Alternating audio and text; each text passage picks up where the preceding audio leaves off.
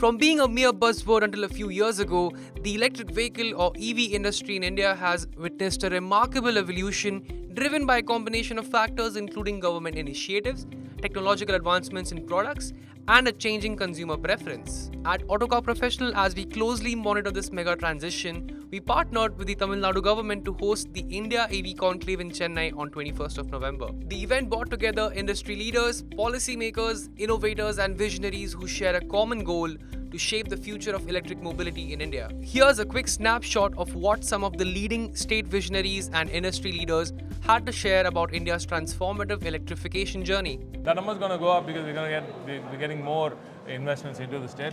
We're getting more investments in the EV sector. We're also building on the EV ecosystem. See, this is going to attract more EV manufacturers because the ecosystem is fast getting built. What is important for a manufacturer is the proximity of the EV ecosystem. Right? So we're making sure that these clusters are made, and this will enable even more investments to come into Tamil Nadu, especially in the EV space. So you mentioned that you're almost close to making a policy announcement on EV charging for pushing charging stations. The policy is also already in place. It's just that the EV infra rollout, the charging infra rollout has taken some time. As India, I think we should play to the states, to the strengths of each state, right? The strength of, what is the biggest strength of Tamil Nadu is the talent pool that we have, right? And the way we're building on our ecosystem, building on the skill sets that we have. We're making sure that our talent is tailored to the industry's demand. So any industry which you look at grounding of industries in Tamil Nadu when investment, once we sign the MOU and to groundbreaking, it takes a few months now. Many industries have started within 6 months, max 12. So what we really want to do is make sure that our industry gets the kind of capability that it's necessary to build on their strengths, which is matching them, giving them the best component ecosystem possible. Tamil Nadu is now differing from other states in one major target. We are not looking at numbers, we are not looking at investment numbers, right? We're looking at quality of work that we are going to get via the investment. Even if it's just a 1,000 crore investment, but with 100 key, high-value, high-end technical jobs, we'll go for that as against the 10,000 crore. Vishnu, can you just describe what the EV policy of Tamil Nadu is about and how it is different from other states? So basically, Tamil Nadu government came out with the Tamil Nadu Electric Vehicles Policy 2023. This was released in the month of March this year. Primarily, we were trying to look at how to incentivize the both the supply side as well as demand side of the EV ecosystem. We've tried to target the OEMs, look at component manufacturing, and look at the battery ecosystem as also. Circularity is another pillar that TN government gives a lot of emphasis on.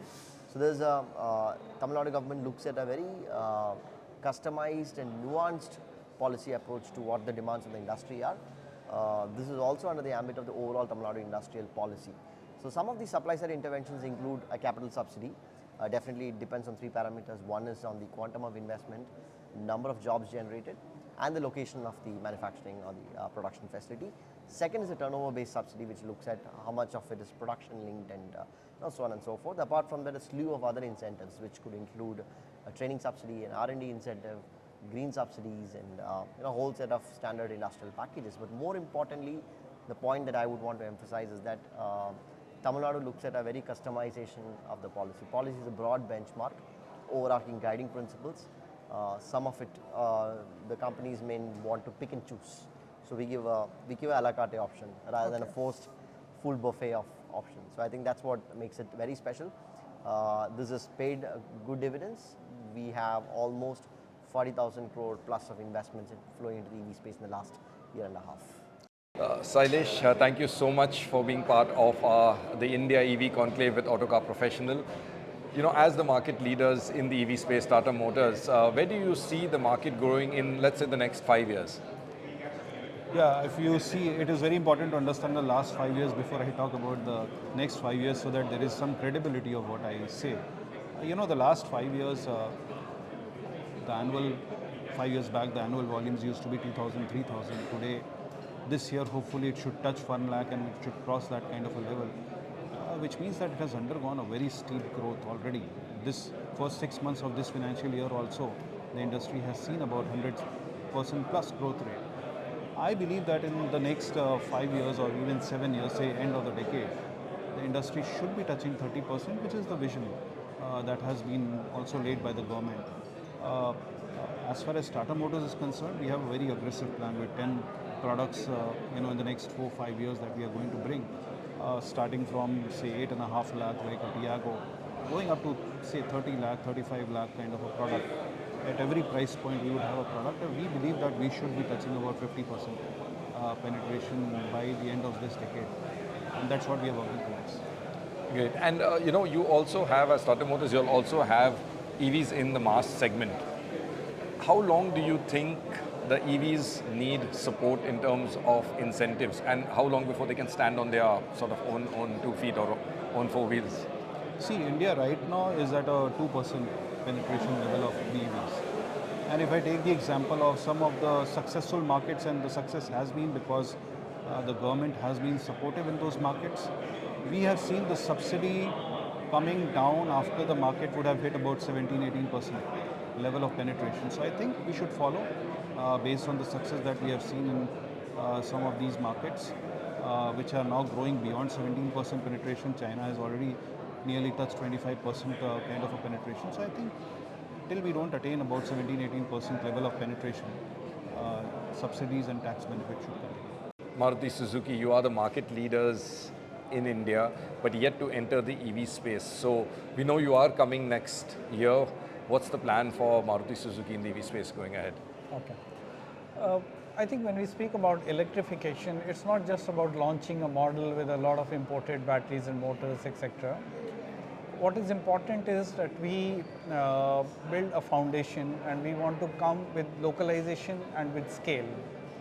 So last year in March 22, we announced, our parent announced a battery manufacturing plant in Gujarat with 7,300 crores investment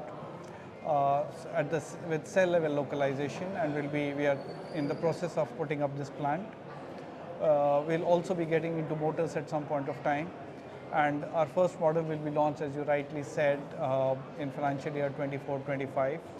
It will be a high spec model. It will be an SUV designed from scratch as an EV, not an IC engine converted to an EV, with high specs like 550 kilometer range, 60 kilowatt hour battery, and of course we'll follow up with more models.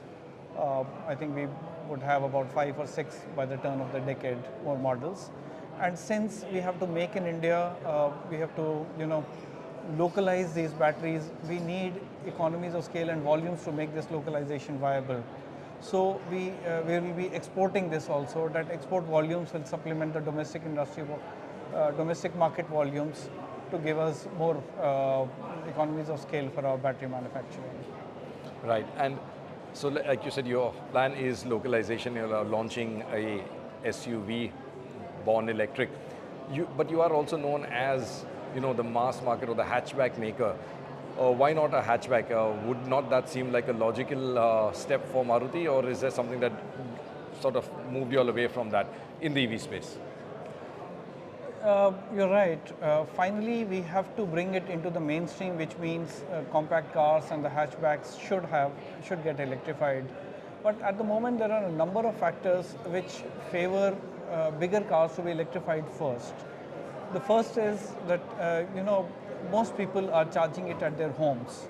So home charging means people who have that facility, and so at the moment it is limited to the upper segment.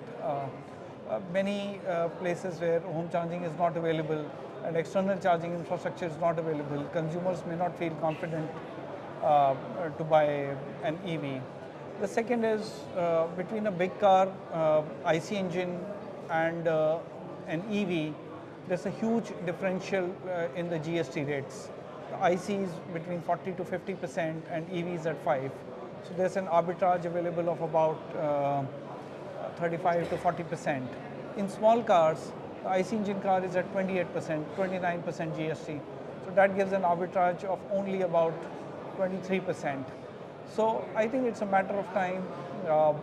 Small cars will also sooner or later come into EVs.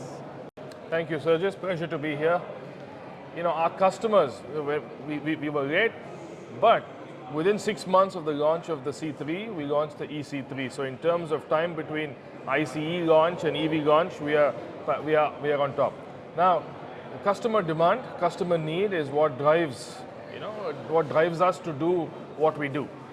If you look at the interest, the demand and acceptance of the EC3 with our consumers, it is very good. So what we plan to do is to continue to satisfy customer demand and provide customers a choice, right? You provide customers a choice and customers will make a decision in terms of what they want. They want an ICE vehicle or they want an EV.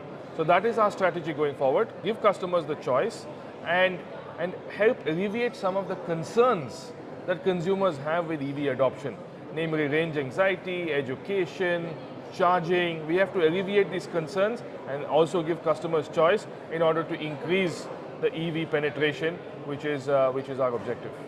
Right, and you also have the Jeep brand in India. What are the plans for the electrification side on Jeep in India?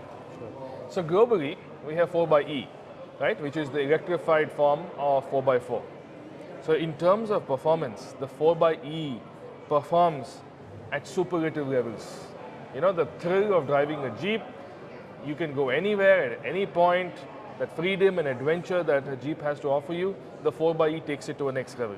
So electrification is in the plans for India because customers are asking for it. So we'll talk soon about when we'll have an electrified Jeep, but electrification is a very significant element of the strategy for Jeep in India. One is as a luxury EV player. How do you see the market developing vis-a-vis the mass segment? Do you think it will grow faster, given that the luxury space could absorb some of the premium that batteries come with, or will there be a change going forward? I think in the luxury space, we definitely believe that the adoption of battery electric vehicles will be much faster. At this point in time, we are at about, let's say, 6%. But this is, at this point in time, I think we should not be purely concerned about what percentage, because we have very limited products today. As we move in the next 2 to 3 years, you'll see more and more products and more and more products at different price points. And most of the products still are imported, so they come with the highest import duties. As we move on, we potentially would have cars assembled locally. That means the prices will be rationalized. And our belief is that by the year 2028, 2030, the luxury space should be close to about 50% in BEV. And this is also partially driven by, let's say, how the global stuff is happening on this topic and how the manufacturers, especially in the luxury space, are moving towards electric mobility. So you know that Audi already is saying that we should be, or we would be, let's say, all electric cars by 2033, globally, barring a couple of markets. So that means we are already moving in that direction, and you will see many products coming in the next few years that will lead the change for us and globally and also in India. So when I say barring some markets, so that is primarily, primarily China. But in India, we are moving towards electric mobility, and you will see our portfolio by 2030. 10 years from now, we'll be a fully electric car company. That's how it is.